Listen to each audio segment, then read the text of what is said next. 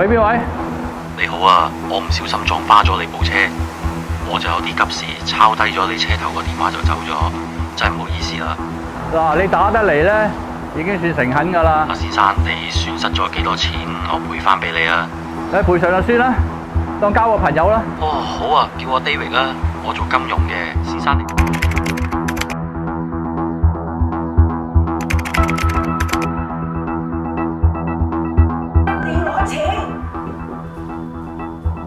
小姐，我想申請網上銀行戶口，可唔可以幫到手啊？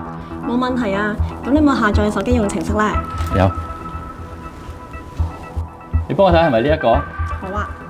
咦？點解不斷有信息催佢提高轉賬限額？仲話咁樣先可以投資？咦，先生啊，我想了解下你點突然之間想開網上銀行戶口嘅？而你最近有冇識到啲陌生人透過電話信息有你投資之類嘅嘢啊？